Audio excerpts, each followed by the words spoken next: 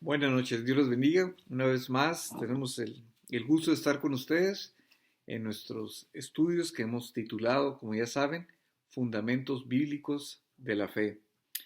Y como una introducción para conectarnos donde nos habíamos quedado, a los que nos han estado siguiendo sabrán que hemos estado estudiando lo, lo que fueron las últimas horas de nuestro Señor Jesús, de su ministerio terrenal, desde el arresto hasta su crucifixión, donde pudimos ver cómo él soportó uh, pasar por desde un arresto sin bases, pasar por diferentes juicios.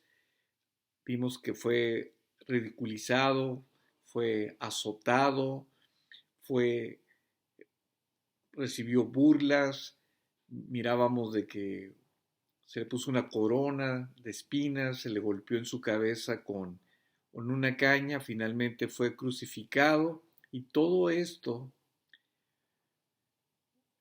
fue sancionado por un procurador que vez tras vez reconocía que Jesús era inocente. Sin embargo, nuestro Señor fue crucificado.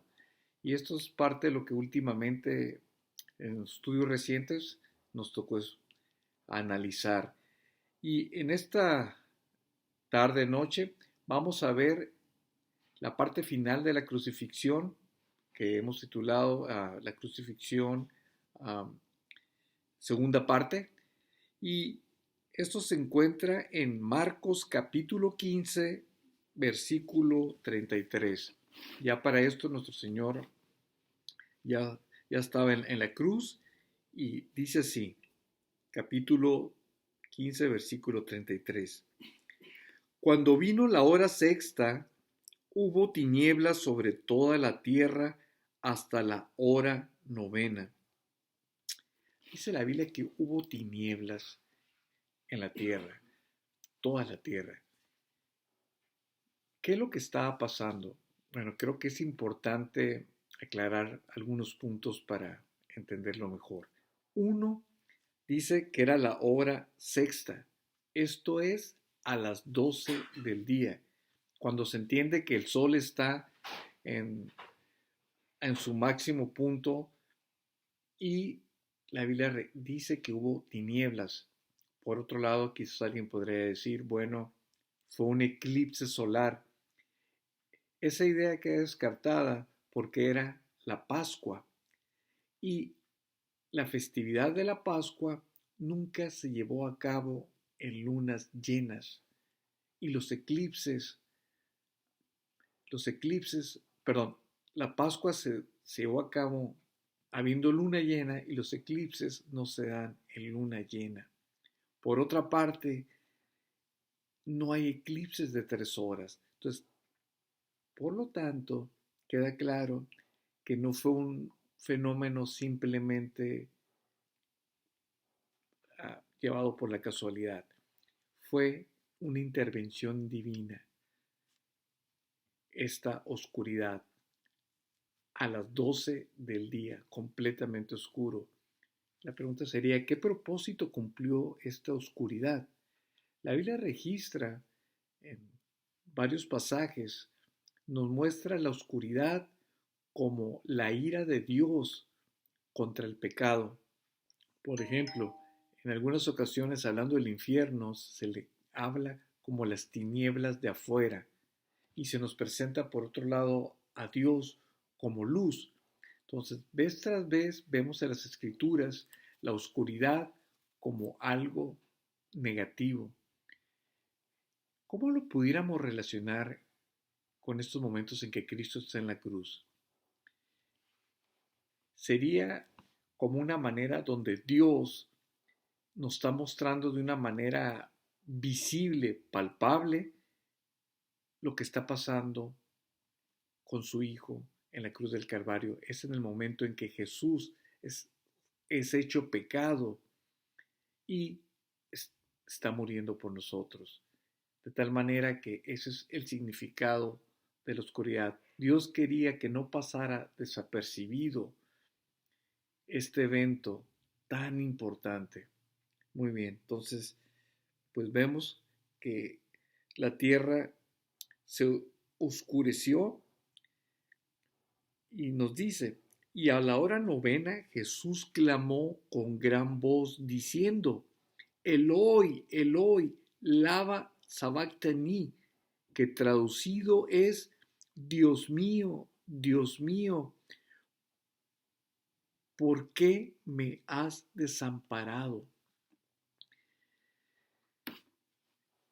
Este punto es muy importante. Primeramente, llama la atención que dice que Jesús clamó a gran voz. Cuando se estudia acerca de la crucifixión y los crucificados, la gente que es crucificada, ya cuando están, después de varias horas, cuando mucho, susurran, su hablar es casi ya imposible. Entonces, el hecho que Jesús haya clamado a gran voz es muy significativo, que más adelante vamos a ir explicando algo, pero ahorita nomás hacerlo notar. Dice que clamó a gran voz. Cuando dice Eloi, Eloi, lama sabactani, que traducido es Dios mío, ¿por qué me has desamparado? ¿Cómo explicarlo? Bueno, por un lado, creo que no puede haber ningún hombre que cabalmente pueda explicar esto, porque es algo tan sublime, donde estamos viendo a Jesús siendo Dios encarnado, pero en su humanidad, Él está experimentando todo el peso del pecado. Aquella copa cuando se dijo que estábamos estudiando, cuando su arresto, que estaba orando en el Getsemaní, que habló de una copa que tenía que beber, era la copa de la ira de Dios y aquí la estaba bebiendo completamente. Entonces, en su humanidad, Él estaba pasando por los momentos más difíciles, humanamente incomprensibles. Todo tu pecado, mi pecado, el pecado de toda la humanidad estaba siendo cargado en Jesús en esos momentos. Por lo tanto, lo que podría ser tu infierno, mi infierno y todos los infiernos que le corresponderían a todos los pecados, en ese momento Cristo lo está pagando. Y Él se apropia de unas palabras que están en el Salmo 22, que dice, Dios mío, ¿por qué me has desamparado? En su carne era que algo que no es inimaginable, que no somos incapaces de poder entender lo que Él estaba sintiendo en ese momento, siendo el ser más santo que hay en un momento, ser hecho maldición por cargar con todo el peso de nuestro pecado. De tal manera que Dios Padre, que no tolera el pecado, eh, lo abandona. Quiero ser muy cuidadoso. No que se rompió su vínculo de padre e hijo, pero en ese momento como juez tuvo que castigar el pecado. Y es en ese momento que Jesús clama estas palabras, como diciendo, socórreme, ayúdame, lo cual nos ayuda a apreciar su gran sacrificio, porque si bien es cierto que Él era Dios y alguien pudiera argumentar, como Dios quizás no sufrió tanto o no es así, en su humanidad Él estaba sufriendo horriblemente, pero aún en su clamor podemos ver que Él tenía confianza en el Padre, porque le dice, Dios mío, clama a Dios, sabe que le oye. Y por otro lado, que poco se habla, también el Padre estaba sufriendo. Si bien es cierto, no lo asistió porque Jesús tenía que morir. Por otro lado, es de entender que Dios Padre estaba descorazonado. Eh, por eso dice también las Escrituras, de tal manera amó Dios que ha dado su Hijo unigénito. No dice que de tal manera nos amó Jesús, de tal manera nos amó Dios, el Padre. Entonces quiere decir que el Padre también mostró grande amor al permitir que Dios Hijo muriera en la cruz como lo hizo por nosotros. Entonces es algo tan sublime que Dios nos ayude, quizás no a entender completamente, pero a valorarlo. Entonces vemos aquí Jesús pasando por estos momentos tan difíciles. Continuamos y dice, y algunos de los que estaban ahí decían al oírlo, mirad, llama a Elías. Qué tremendo. Aún en estos momentos tan delicados vemos que la gente persistía con sus burlas tratando de ridiculizar a Jesús. Cuando expresan lo que acabamos de leer, dice que algunos decían que llamaba a Elías. Era porque había una leyenda acerca de Elías. Elías fue un personaje que no experimentó la muerte física y había la idea o leyenda de que Elías socorría a gente piadosa en sus necesidades. Obviamente que ellos no creían que realmente Elías fuera a asistir a Jesús. Era una especie como de burla para continuar teniendo, entre comillas, un buen tiempo con Jesús. Así de perverso es el corazón humano. Jesús pasando por estos momentos tan difíciles y todavía esta gente burlándose. Y dice, y corrió uno y empapando una esponja en vinagre, poniéndolo en una caña, le dio a beber, diciendo, dejad, veamos si viene Elías a bajarle. Nuevamente era obvio, se estaban burlando de Jesús. Y el vinagre que le dieron una especie, una bebida para nada agradable. ¿Por qué? Porque nada de lo que estaban haciendo era por misericordia de Jesús. Estaban empecinados en seguir ridiculizando, mofándose de nuestro Señor. Versículo 37. Mas Jesús, dando una grande voz, expiró. Nuevamente nos dice una grande voz. ¿Qué es lo que dijo? Marcos no nos lo relata, pero otros evangelios nos lo dicen. Otro evangelio nos dice que Jesús entregó su espíritu. En otro evangelio dice, consumado es. Entonces, cuando juntamos los varios evangelios que nos hablan de este episodio, nos completa el cuadro. Dice Marcos que expiró. En otra parte leemos que nos dice, en tus manos encomiendo mi espíritu. Y en otra parte dice, consumado es. ¿Qué es la importancia o qué es lo relevante de esto? Muy importante. Cristo dio su vida por nosotros. No sé si se han puesto a pensar que cuando se habla de que Cristo dio su vida, alguien puede decir, bueno, lo mataron. Sí y no, lo crucificaron, pero aquí vemos que Él no murió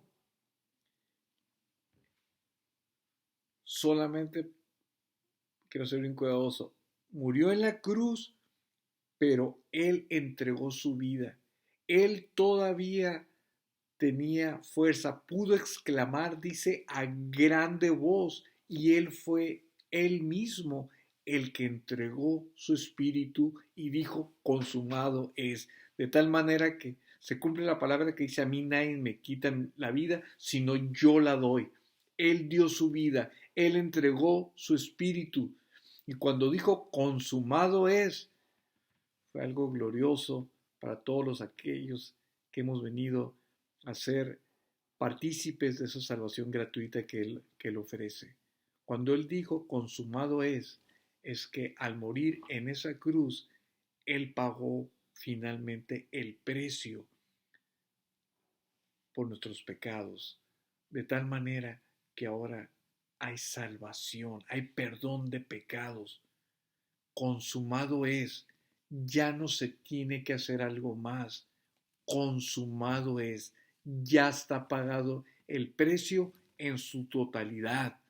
Es algo glorioso.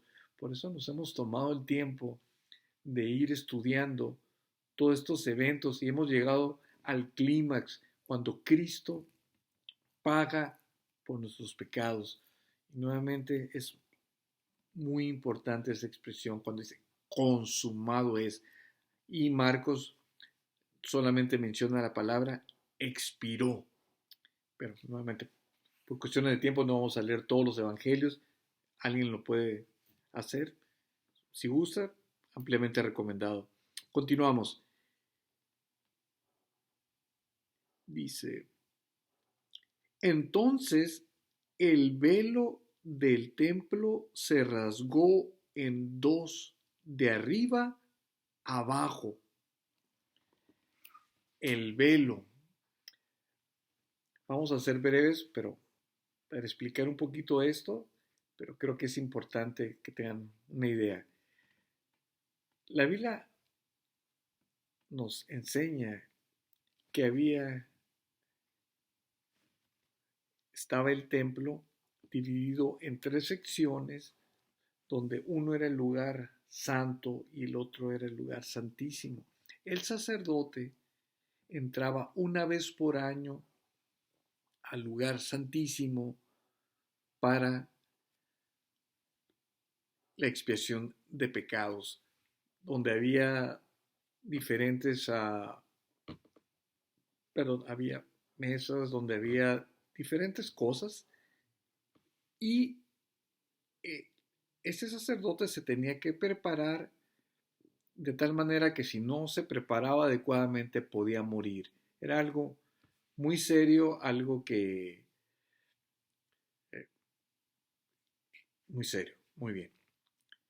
Y había una cortina, por decirlo así, que era este velo que separaba un lugar santo del lugar santísimo. Pero es preciso aclarar que era un velo grande, aproximadamente 18 metros de alto, era un velo pesado, puesto que su gruesor se calcula que era de 10 centímetros, de tal manera que un historiador de los primeros siglos menciona que ni aun con 2 caballos se podía romper ese velo. Ese velo representaba la separación que había entre un Dios santo y el pecador.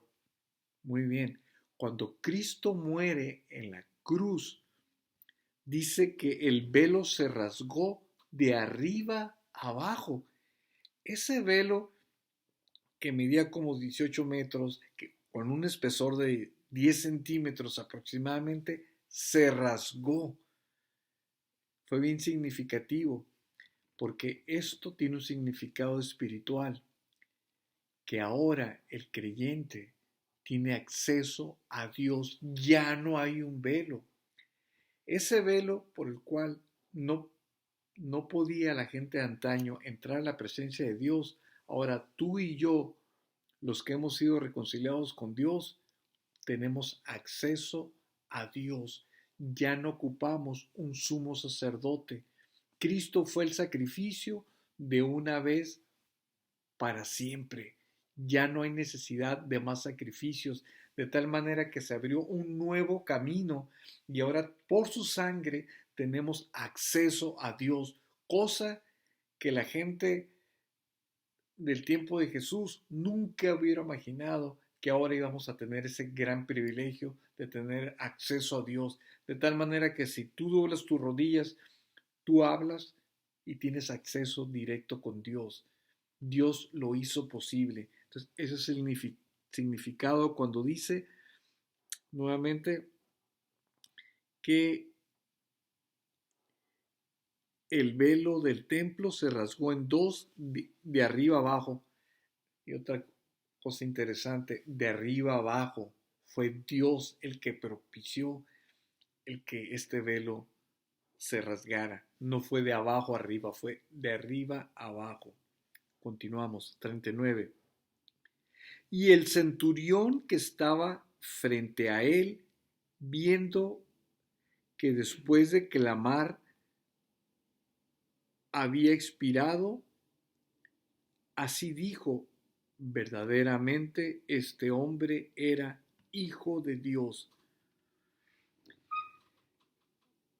Y decir, este punto es importantísimo. Bueno, todos los puntos son importantísimos, pero ¿por qué digo también que este punto es importantísimo? Nos dice que era un centurión primeramente. Centurión, como la palabra lo dice, era una persona que estaba comisionado o tenía bajo su liderazgo 100 soldados. Era un centurión. Este centurión se entiende que estaba custodiando a Jesús, por lo cual lo más probable que este centurión fue testigo del arresto de Jesús, de cómo fue que fue una farsa, eh, los juicios que se llevaron a cabo, miró cómo fue ridiculizado, quizás él participó en azotar a Jesús o escupirlo, golpearlo, no sabemos, pero hay grandes probabilidades que este haya sido el caso. Pero por otro lado, también miró la templanza de Jesús, sus palabras.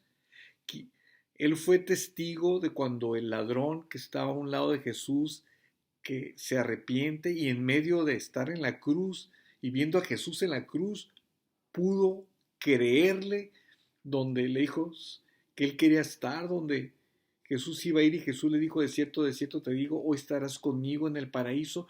Todas esas palabras, sin duda alguna, penetraron al corazón de este centurión, que dicho sea de paso, era un gentil, era romano, era una persona sumamente dura, que de seguro había sido testigo de docenas, si no es que miles de crucifixiones, pero en Jesús estaba viendo algo que nunca había mirado y exclama, verdaderamente este era hijo de Dios.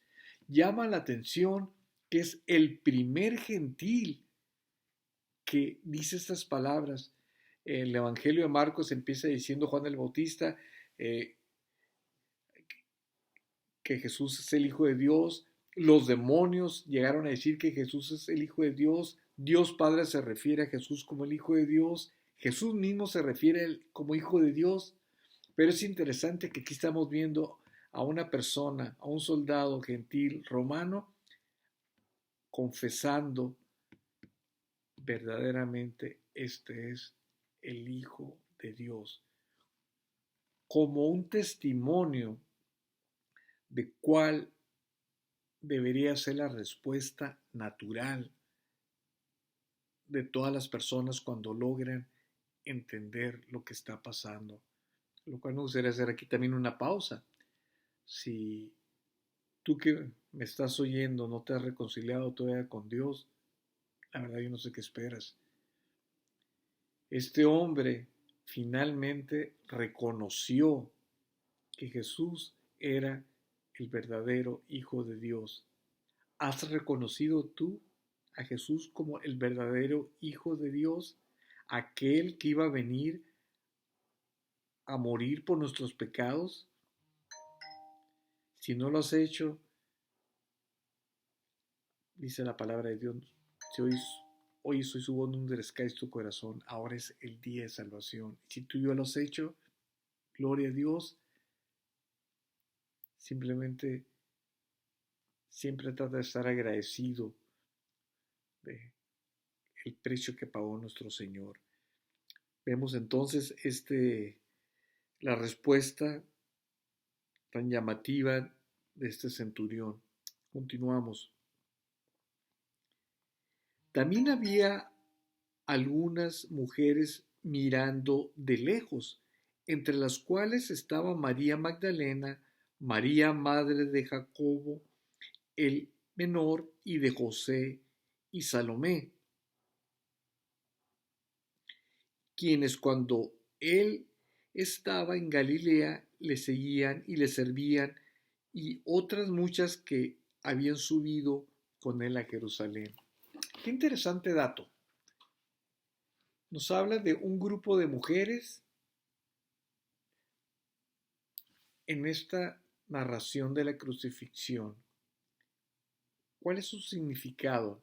¿Cuál es nuestra lectura de, de este punto en que estas mujeres fueron fieles hasta el final, que quizás estaban adoloridas viendo a Jesús morir en la cruz, probablemente estaban confundidas, pero estaban ahí, fueron fieles hasta el final, diferente a los apóstoles, que alguno de ellos llegó a mencionar, yo estaré contigo hasta la muerte. En ese momento lo habían abandonado. Y este grupo de mujeres estaban ahí. Más adelante vamos a ver que también fueron testigos de su sepultura y, sin saberlo ellas, también iban a ser testigos de su resurrección, lo cual vemos que fue algo honorable, fue algo digno de resaltar, que va a quedar en la historia para siempre. Cada vez que se lee la Biblia, se va a leer que este gran papel que de estas mujeres que fueron fieles hasta el final. Entonces, por aquello que algunos dicen la Biblia es sexista o la mujer no tiene alguna participación, no, vemos que sí. No vamos a entrar en los roles del hombre y la mujer en el ministerio, solamente queremos resaltar que la Biblia no pasó desapercibido este rol que jugaron estas mujeres, lo cual creo que debe hacer sentir muy contentas a muchas mujeres y tienen un gran ejemplo ahí. Pues este fue nuestro parte final de la crucifixión de Jesús. Como podemos ver, en resumidas cuentas, vimos cómo Dios eh, permitió una grande oscuridad cuando regularmente el sol estaría en todo su apogeo para mostrarnos de una manera física, palpable, lo que estaba sucediendo, que miramos. Cristo estaba en ese momento tomando la copa de la ira, pagando por nuestros pecados. Uh, mirábamos también a